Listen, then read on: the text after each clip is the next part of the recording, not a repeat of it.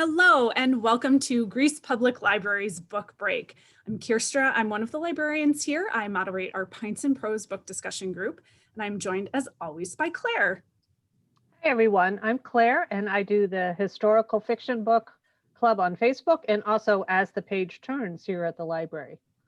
And today we have another very special guest. We are joined by Miss Jen. Yay! Yay! Hi, everyone. It's Miss Jen from the Greece Public Library. I am one of the children's librarians. I have the pleasure of doing programming for all ages, but I'm most probably likely known for my baby programs. I do baby story time, I do baby sensory play, and I'm really excited because I've been involved in the new construction we're doing this year. So I've been working on the children's room, and pretty soon we're going to be able to see it, but that's what I do here at the library. Awesome. So we each have two books that we're going to talk about today. Some of you who know Miss Jen from Storytime may be shocked to learn that she reads actual adult books as Yes. opposed to picture books. And you've got a couple of those that you're going to talk about with us today. Do you want to start, Jen, or do you want Claire to start?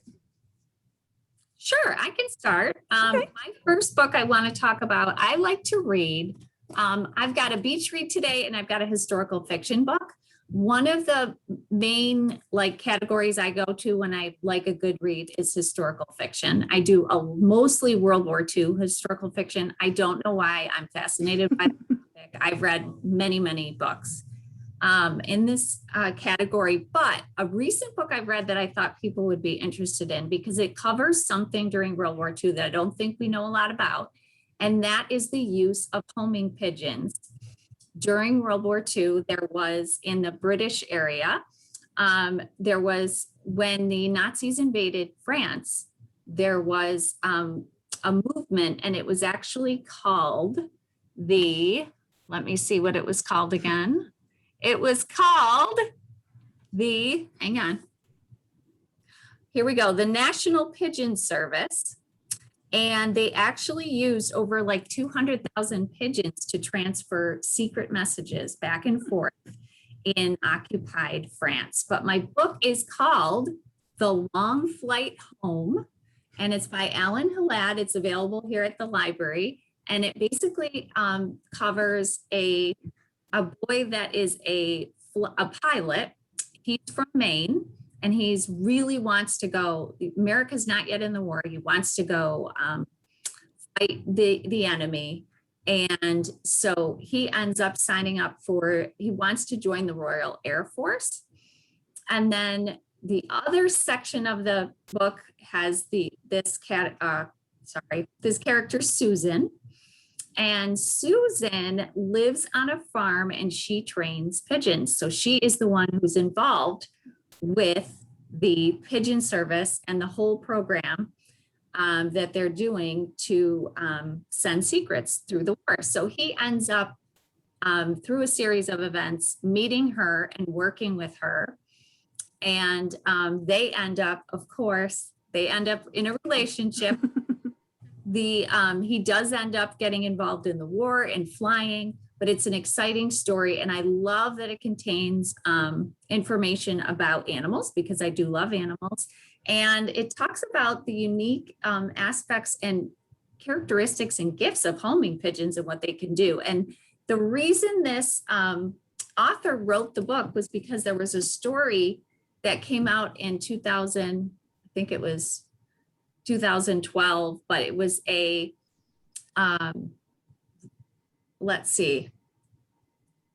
a pigeon was found inside the chimney of a home in England when a man was doing some renovations, and attached to that pigeon's leg was a canister, and inside the canister was a secret message. So they found out about this author read the article and he thought, what a great story that would make. Could I create a story that uses the fact that they used over 200,000 pigeons during World War II and create a really good historical fiction story out of that. And that was kind of his inspiration. I thought that was fascinating, and that they actually did this. I had no idea homing pigeons were used, and they still have not been able to decipher the message they found on the real the pigeon's leg. So that's Wow. exciting as well. That's very cool. Yeah. Yeah, I didn't know that they used homing pigeons either. It's like super low tech, but like Exactly. effective. Yeah. Right. And it was the way they could transfer messages and get through the Nazis that way. And of course, they would shoot down the pigeons, unfortunately, too. But I loved this little pigeon's character. Her name was Duchess in the book, and she was a very special pigeon, and she does some amazing things. So that was endearing to me when I read this as well. Yeah, sounds like something I would like. Yes, I love the character Susan and her grandfather and Ollie. There's a little bit of, sadness. There's some loss in the book. They lose some of their family members, but he really does a beautiful job talking about, the truths of the war, but adding some sentimental pieces as well. So I really enjoyed it. Nice. I have one about your time period, Jen. So, Oh, good. yeah. Are you all set? I'm all set. Yes. All right, then I'm going to jump in. Mhm. I have a book called The Kitchen Front by Jennifer Yes. Ryan. And when I saw this book and realized it had to do with cooking, because besides birds, we all know I love to cook. And it's set in World War II. And this one also is based on something that was true. There was a BBC show during World War II called The Kitchen Front. So it's kind of a based on a story of the same name. So 2 years into World War II, Great Britain is feeling their losses. The Nazis have won battles. The Blitz is destroying the cities. And U-boats have cut off a lot of their food supply. So the BBC decided to put on this show, putting on a cooking contest to help housewives with food rationing. And the grand prize of this contest is you were the first female co-host of the show. So there are 4 very different women that are attempting to win this prize. It's a young widow. She wants to pay off her husband's debts. She has several children. She's frantically trying to repair their farmhouse and keep a roof over their head. And she also has a huge garden and loves to cook. There is Lady Gwendolyn Strickland, who happens to be the young widow's sister, but she, on the other hand, has married an older, richer man in the village, and she just wants to be the radio presenter. And also, things are not always as they seem in her lovely house, so it's a chance for her to gain some independence. There's also a cooking maid in the house that assists the cook of Lady Strickland's house. And she just wants to do something for herself and get out of servitude, essentially. And then we have Zelda, who was a unmarried, pregnant, formerly London chef who wants to prove that female chefs are just as good as men. And her boyfriend makes another appearance in the book that I won't give away. So it's not like the deepest book, but it was very entertaining.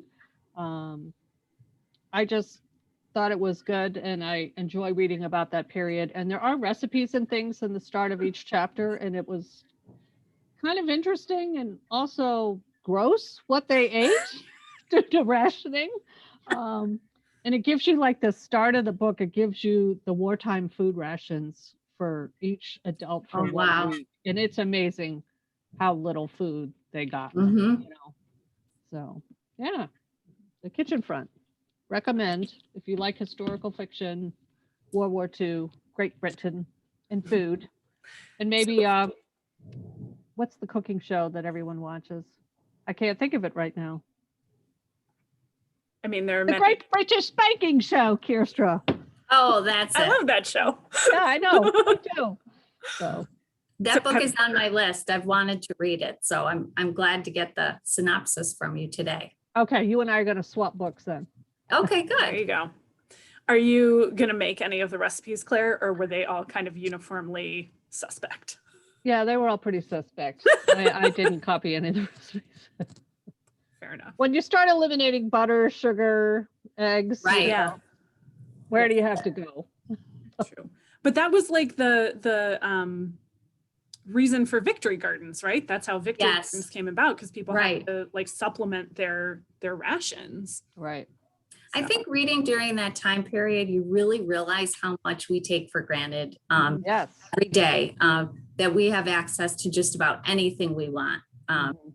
Now there's no limits, but to imagine not being able to get butter, milk, sugar, Yeah. Yeah. all those things. And so they really had to get creative to Mhm. eat well anyway. Yeah, for sure. Nice. Well, I also have a historical fiction, although it is not World War II. It is a little earlier than World War II.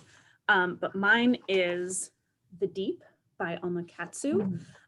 This was one of my runners up to our stack of shame last year. So it's been almost a year and I just am getting around to it. But this one is basically Haunted Titanic. And the cover, I wish I had the actual book. The cover is really cool. So our main character is Annie.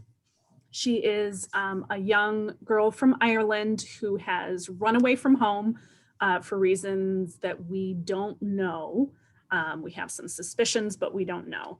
And she winds up finding a job as a stewardess on the Titanic. And she's assigned to some of the first class cabins.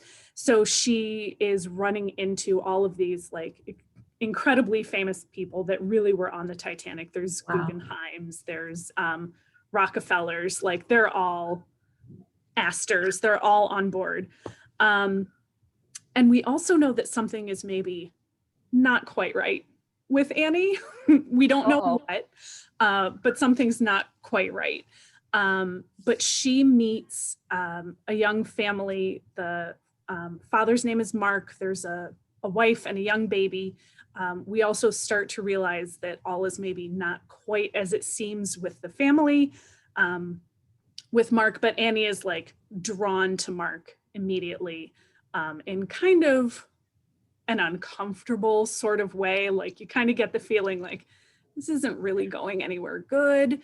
And then, so that's one time period. And then we also have another narrative that's about 4 years in the future. So it's after the Titanic has sunk. Annie has somehow survived. We find that she has spent the intervening like 4 or 5 years in a mental institution in London. And she's finally released from the institution and she winds up getting a job as a nurse on the Britannic, which is the Titanic's sister ship that has been retrofitted into a hospital ship at the very beginning of World War One. Yeah, Right. World War One. I was going to say my dates are like a little fuzzy, but the beginning of World War One. So I don't want to give away too much of the plot because a lot of it is just like piecing together little details to kind of figure out what's going on. Alma Katsu also wrote The Hunger, which I talked about forever and ever ago, which is about the Donner Party plus possibly like werewolves. So like she takes these real historical tragedies and adds, like a little element of the supernatural to them, which I like. I think it's fascinating. Very cool.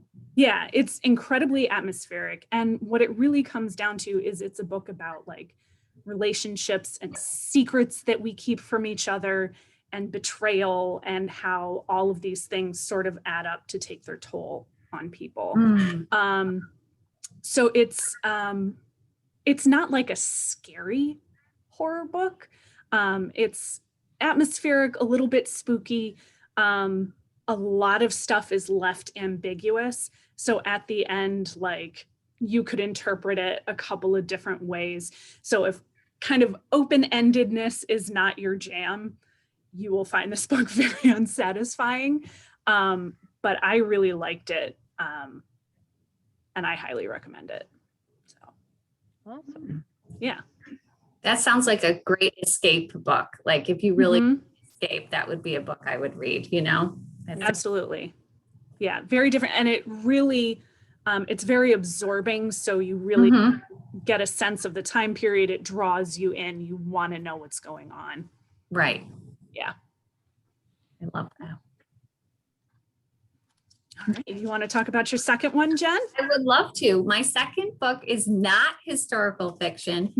I would do it's one of my favorite books from this year. It is very different from what I normally read, but I love it because it's kind of a little bit, it's a romance. And it's by one of our popular authors here. Her name is Catherine Center, and it's called The Lost Husband.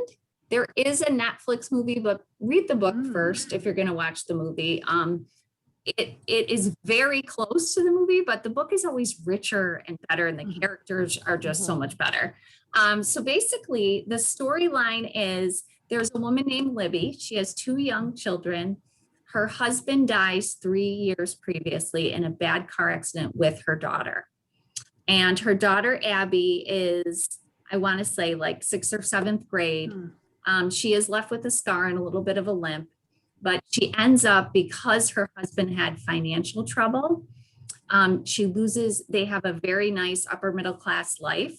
And she ends up losing the house, all of her belongings, everything, and having to move into her mother, which is a very interesting character. Her mother is not any mother any of us would like to have. She's very, very selfish, very into her own thing. She's had several husbands. She just basically doesn't really enjoy her children, as much as she should, or her grandchildren. And it's been a hard 3 years living with her mom. And she has this my favorite character in the book is a woman named Aunt Jean, and she lives on a small farm in Texas, and it's a goat farm, and they make wonderful goat cheese. Oh, My animals again, everybody. Nice. I want to go to this area because I'm thinking, how fun would this farm be? So Libby she invites Libby to live there with her because she says, how could you possibly stand your mother for 3 years? So she packs up her minivan and goes and lives with her Aunt Jean. And it's really a beautiful story of her healing through this, learning so much about working on a farm, how to milk goats. I mean, you're learning all about this stuff. And then, of course, the romance comes in when you have a rugged and handsome young man who's working on the farm, but he's so shaggy and bearded, she doesn't really or not. But their lives end up intertwining because he trains her on the farm and all that. And it's just a really nice story. It's got some sadness to it, but I think those of us that have had some broken relationships in our lives, we can relate to the way this happens to people, could kind of relate to her in a way. And I loved how rich each character was. The kids, the man named O'Connor that she falls for, the 2 children, and the Aunt Jean is just the best. I want an Aunt Jean. This woman is fabulous. So, and the food in it and the things that they do, it's just a beautiful story. I would say this would be a perfect book to bring on your vacation this summer, or a beach read, something light and easy reading, not too deep, but a beautiful story. So I would recommend this highly if you want to read something fun this summer. Catherine Center. sounds Nice. good. Yeah, she's really good at that sort of bittersweet Yes. feeling. Yeah. Yeah. So Yeah, I she's love very an popular easy too. read. Yeah. Life is heavy enough sometimes. So sometimes you just need like that good feeling easy read, and it wraps up nicely. I just love the book, and I like her style of writing. Nice. That is so true though, Jen, especially if like you read a nonfiction or something deep or whatever. Sometimes I just want something entertaining, Yes, Yeah. exactly. So my next book is also like not a deep book, but it's a little bit different than what I had before. It's called The Lost Apothecary by Sarah Penner. This one it starts as a mystery, and there's like 2 storylines. There's a historical one that's set in London in 1791, and then of course there's a modern story. And like most of these historical modern stories, I always find myself gravitating more to that historical story. So I'll start with that one. There's a dark alley in London. There's a hidden apothecary shop where Nella actually helps women. she uses her knowledge for a darker purpose. So if your husband has been cheating or beating you or doing things, she helps you like dispense of said husband. Yeah. So she's very popular, but she gets a client that she knows is going to change everything for her, and things don't go the way they're planned. She always, she's very adamant. She doesn't want to hurt women. She only wants to help women that are in bad situations, and she kind of gets tricked and things go amok. So in modern day, we have historian Caroline Parswell, who married and was supposed to be celebrating her 10-year anniversary. And they were going to take a trip to London. And she finds out, like right before that trip, that her husband is having an affair, which she was just like devastated, but at the same time, just so angry. She's like, well, I'm going to take this trip without him.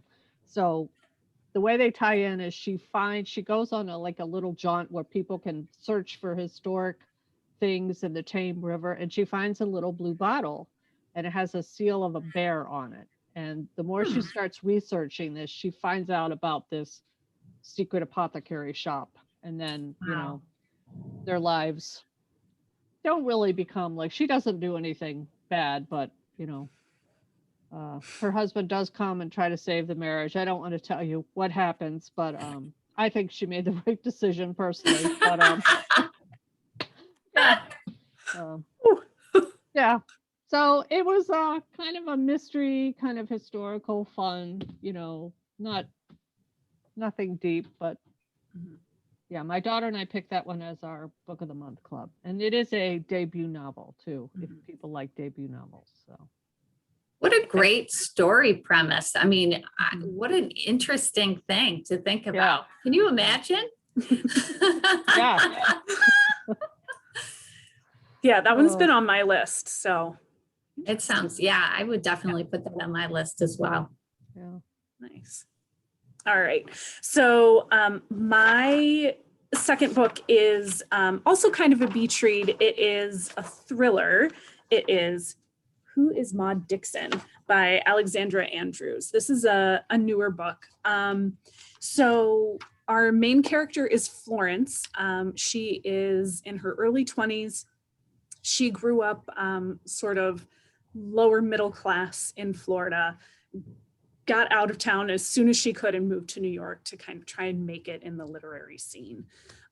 So she has a job as like a literary assistant that she kind of hates, and through some circumstances ends up losing that job, but getting a job as an assistant to Maud Dixon. Maud Dixon is the pseudonym for like the biggest author in New York. No one knows who she actually is, but she has like the #1 bestseller out on the market. So it's kind of like an Elena Ferrante deal where like the author is mega popular. No one actually knows who she is. Right.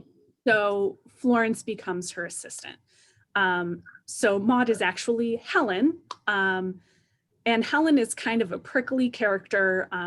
Maud has to sign like Florence has to sign like non-disclosure agreements before she goes to work with her, and she ends up like living on the property and just being Helen's personal assistant.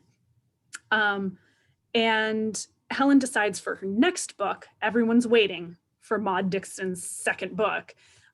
She needs to do a research trip to Morocco and brings Florence with her. And at this point, things start to go very awry. Florence wakes up in the hospital. She has no idea how she got there, and Helen has vanished. So I don't want to give anything else away because it is a thriller, but it was a really fun read. So the kind of literary aspect to it was fun. You don't see many thrillers set in the world of like high stakes publishing. Right. But it definitely, if you are a fan of like Patricia Highsmith, like there's kind of a Talented Mr. Ripley vibe going on, also kind of an All About Eve thing happening. So it was really good. It was a page turner, and it did like some pieces I was like, oh, I know what's going on there, but there were other pieces I did not know what was going on. So it was good. It was quality thriller, quality beach read. Nothing like a good thriller, you know? Mhm. Absolutely. Right. Yeah. That's a huge genre right now too, all the thrillers that have been Yeah. out. So I'm sure there's going to be a lot of people looking to read that book. Yeah, for sure. Nice. So that's what we have. Please stay tuned on May 16th. We will be doing a spoiler special edition on The Four Winds by Kristen Hanna. So if you have read that one, or well, probably if you've read it, because we are going to be getting very spoilery. So Very spoilery. very spoilery. But please do tune in for that on Sunday, May 16th. And then we'll be back in 2 weeks with our next book break. And also just a reminder, our reading challenge ends at the end of this month. So there is still time to participate, but please do make sure you're logging your books or turning in your book log to us so that you get credit for all of the reading that you've done. Yep.